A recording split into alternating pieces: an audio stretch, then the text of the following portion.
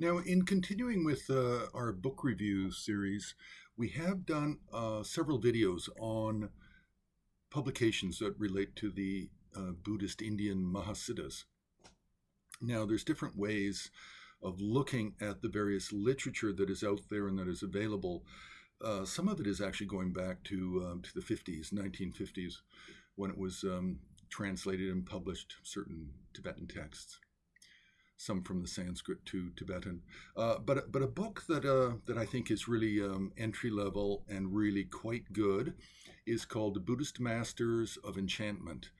And it was first published, I think, back in 1988. And I'm not sure I can't remember the publisher at that time, but it's done by Inner Traditions in Rochester, Vermont, most recently. And I think the last time it was republished might have been in the 90s, but I'm not up to date on the publication dates. So the title is Buddhist Masters of Enchantment, The Lives and Legends of the Mahasiddhas. Now, this is referring specifically to the 84 Mahasiddhas. And as some of you will recall, there are at least 5 different systems. It's actually more like 7 different systems of how you enumerate the 84 Mahasiddhas, who is included and who is not. The 2 most famous are the Abhayakara Gupta, which has been previously translated as Abhayadatta. Abhayadatta is sort of an abbreviated name of the famous Abhayakara Gupta of Nalanda University in the 11th century. A very important figure. We have a number of his publications that are still in use today, with many, many commentaries and derivations of how to do rituals, how to create mandalas, and tantric theory in general.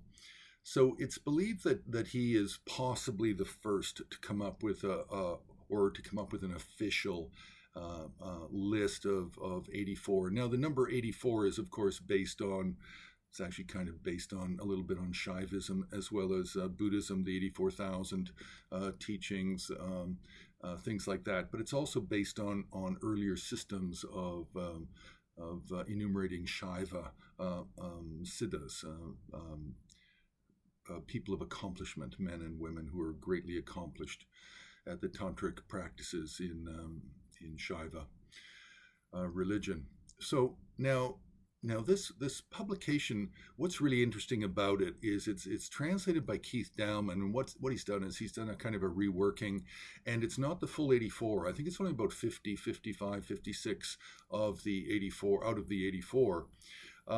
It's a very, very readable entry-level publication, full of information and true to the original, but equally as important, it has colored illustrations, paintings of each of the Mahasiddhas, but they're also reimagined. They're reimagined by Robert Beer, and we've already done a book review on one of his most important books, but recently.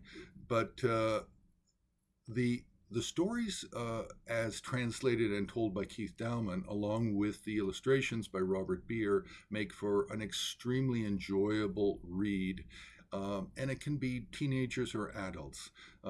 It's really just something to be aware of. If you're an academic, you won't be so interested.